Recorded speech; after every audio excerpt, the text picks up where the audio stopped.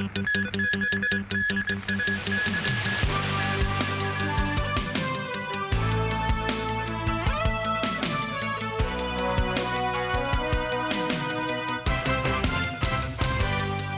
evening and thank you for joining us. Today is National Day and the 76th anniversary of the founding of the People's Republic of China. Chief Executive Zhang Li delivered a speech at a reception celebrating the occasion. He said the government will better share the fruits of economic developments with residents. Samantha Lee tells us more. The National Day reception to mark the 76th anniversary of the founding of the People's Republic of China took place at the Hong Kong Convention and Exhibition Center. In his speech, Chief Executive Zhang Li pledged to put into practice the policies and principles outlined in the latest policy address, stressing that economic growth is the bedrock of livelihood improvement. Li said the dividends of economic developments and livelihood improvement are interconnected. He said in this interplay process, some sectors such as finance and trading can enjoy the dividends more promptly, while some other sectors may share the benefits in a more indirect way. He assured these dividends would eventually be shared by the whole community. He promised to roll out policies to eliminate bottlenecks in the generation of dividends and shorten the time needed to realize efficiency gains. Li said the government is committed to continuously enhancing the legal system and enforcement mechanism for safeguarding national security. Meanwhile, the city leader vowed to devote all efforts in preparing for the upcoming Legislative Council election in December. Li quoted a line from a poem by Wang Wen from the Tang Dynasty. With high tide and tailwind, it is time to sail a smooth ride.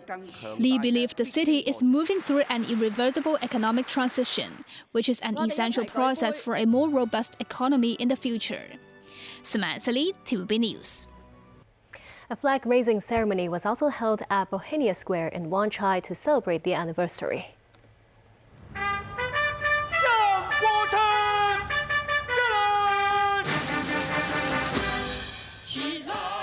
The ceremony started at 8 a.m. and was attended by Vice Chairman of the Chinese People's Political Consultative Conference, Leung Chun-ying, Chief Executive Zhang Li, Director of Beijing's Liaison Office in Hong Kong, Zhou Ji, and other senior officials.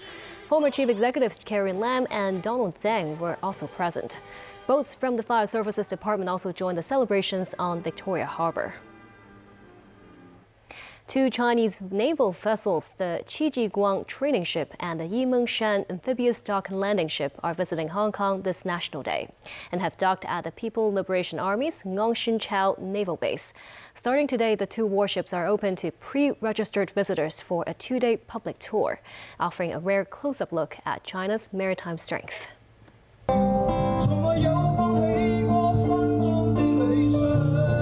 Belting out the Cantopop classic Boundless Oceans, Vast Skies are Navy soldiers who set aside their usual military bearing as they welcome visitors about to step aboard the Qijiguang training ship and Yimengshan amphibious dock landing ship on National Day. Mr. Kwang here says he's lucky to secure tickets for the first public visiting slot today, noting that the open day visit is more powerful than any patriotic publicity videos. Visitors are also allowed to get up close to the ship's military equipment, including their machine gun turrets. This military enthusiast visibly thrills us. The vessel is truly a giant. I'm very excited for today to come to this ship.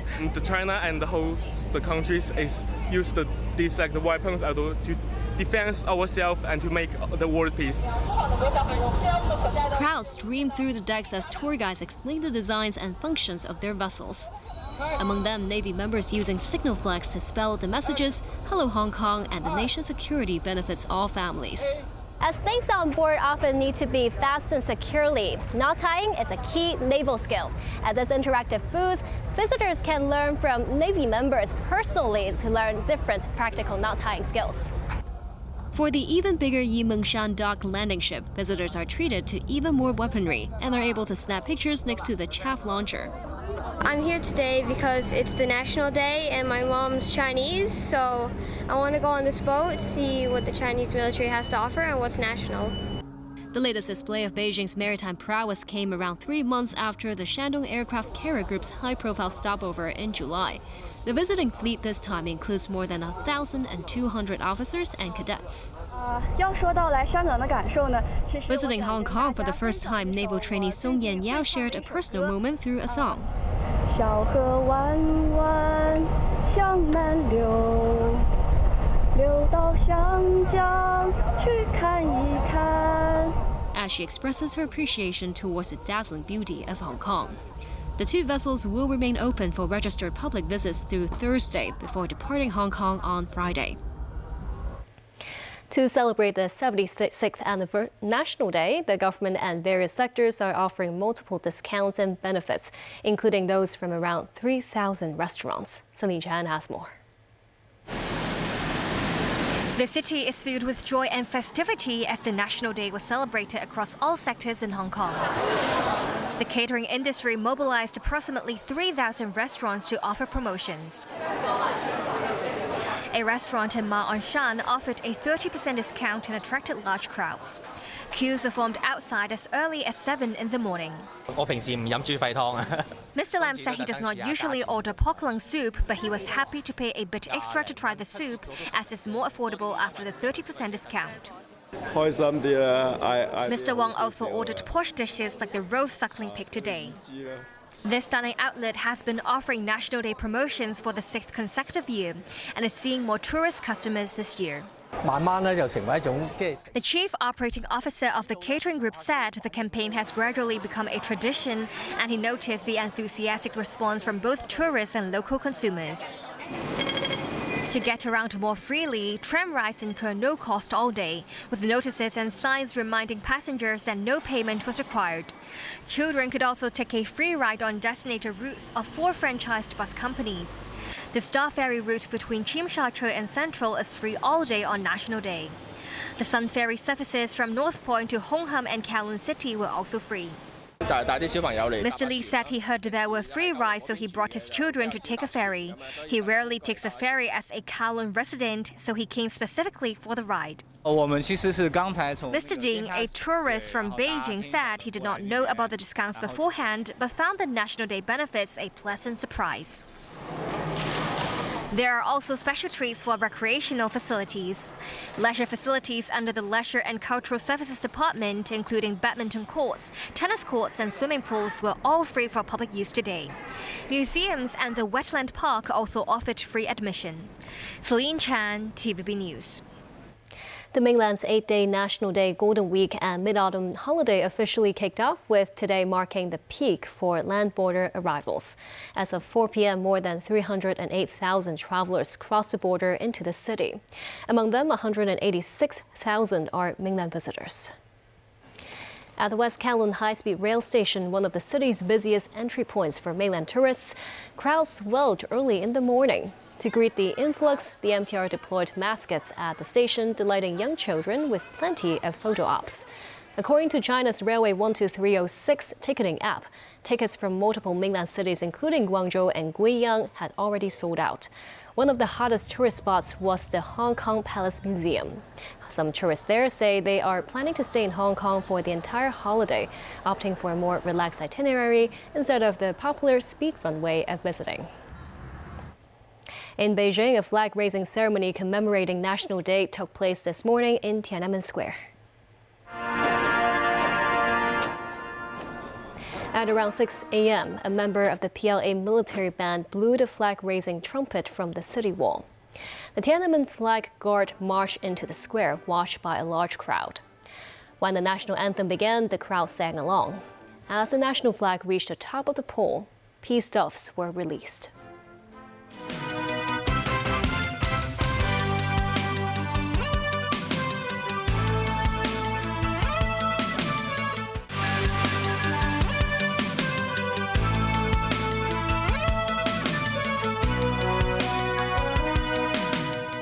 Welcome back. Rescuers are searching for survivors in collapsed houses and other damaged buildings in the central Philippines, a day after an earthquake killed at least 69 people. The death toll was expected to rise from the magnitude 6.9 earthquake that hit at least at about 10 p.m. on Tuesday, trapping residents in the hard-hit city of Bogo and outlying rural towns in Cebu province. Sporadic rain and damaged bridges and roads have hampered rescue efforts. Nasser Karim with more. A leisurely evening in Cebu City, Philippines. The ground starts to shake. Panic sets in as people rush out of their homes. Streetlights flicker on and off, but these people were spared the worst. Earthquake! Earthquake! Nearby, a Miss Asia Pacific International pageant. The building shakes and contestants and guests scramble. The tremor reduced this church to rubble. The morning after, and dozens of people gather at the Cebu Provincial Hospital, Bogo City, seeking treatment. Bodies of victims lay on the ground. The earthquake was centered about 17 kilometers northeast of Bogo, a coastal city of about 90,000 people in Cebu province. Officials say many people were killed in Bogo, as well as in the town of San Remigio, south of Bogo, mostly after being hit by collapsing walls and houses. Rescuers scrambled to find survivors on Wednesday. Army troops, police and civilian volunteers supported by backhoes and sniffer dogs were deployed to carry out house-to-house searches for survivors. The death toll in Bogo was expected to rise. Deaths were also reported from the outlying towns of Medellin and San Remigio, where 3 Coast Guard personnel, a firefighter and a child were killed separately by collapsing walls and falling debris while trying to flee to safety from a basketball game. The earthquake was one of the most powerful to batter the central region in more than a decade. Nazri Karim, TVB News. The United States was plunged into a government shutdown as senators failed to strike a last-minute deal on extending funding ahead of Wednesday's start of the fiscal year. Hundreds of thousands of federal employees could be furloughed without pay or fired by the Trump administration. Danny Zhou reports.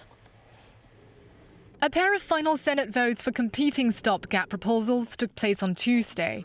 The Affordable Care Act's tax credits have become a sticking point.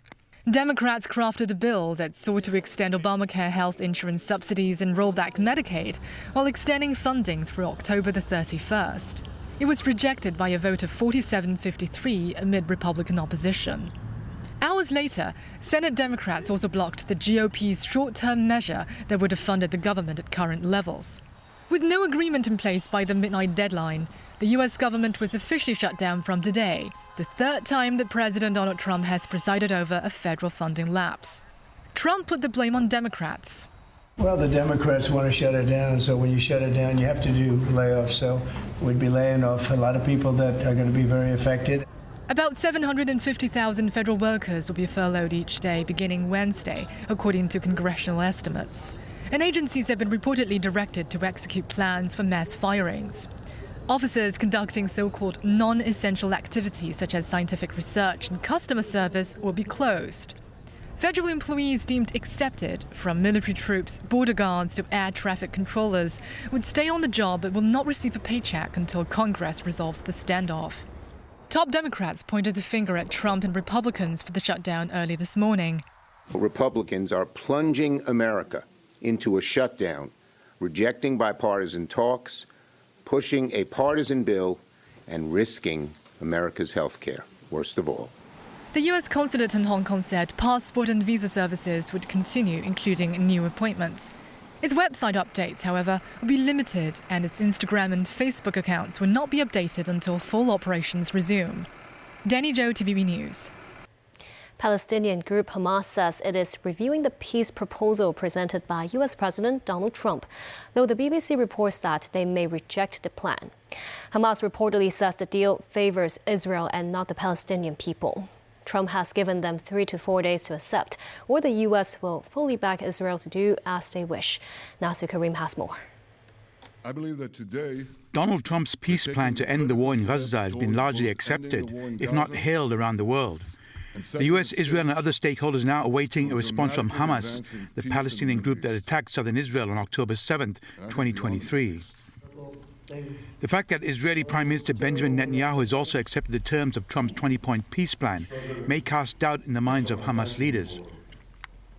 As Gaza continues to be pounded by Israel, the death toll surpassing 66,000 people, Netanyahu has repeatedly said he would not accept Palestinian statehood, which Hamas says is a condition for laying down their arms and disbanding. The group said it would first discuss the proposal with other factions. The BBC quoted a senior Hamas official as saying the proposal serves Israel's interest and ignores those of the Palestinian people. United Nations Secretary-General Antonio Guterres urges all parties to agree to the plan. The Secretary-General welcomes the announcement yesterday by U.S. President Trump, intended to achieve a ceasefire and sustainable peace for Gaza and for the region. He further appreciates the important role of Arab and Muslim states in working to this end. It's now crucial that all parties commit to an agreement and its implementation.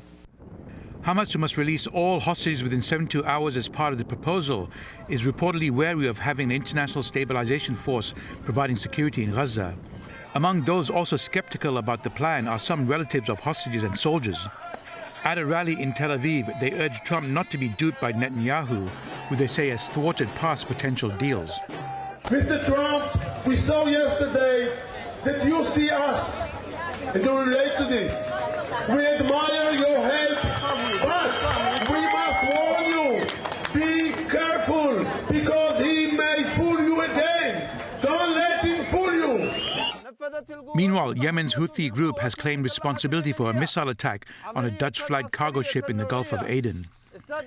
The attack set the Minerva Gracht ablaze on Monday, wounding 2 mariners and forcing the crew to abandon ship.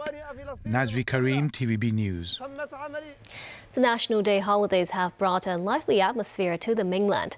Some hotels in Guangzhou said more room rates during this period are about 5% higher than last year, with occupancy rates reaching as high as 90%. Celine Chan reports. Beijing Road Pedestrian Street, one of Guangzhou's popular tourist attractions, is lined with 5-star red flags. The street started to get busy in the morning. Ms. Sun says she does not have a specific budget to spend, and it was about enjoying some good food and experiencing the National Day atmosphere. Some international visitors came to inspect their business operations and took the opportunity to bring their families for a holiday. I will stay here 5 days, take family to shopping, Canton Town, and have many places I have to get the list already. With the upcoming national games, there are related decorations in the streets. This National Games merchandise store on Beijing Road has also attracted many foreign tourists. Guangzhou has always been a popular domestic travel destination.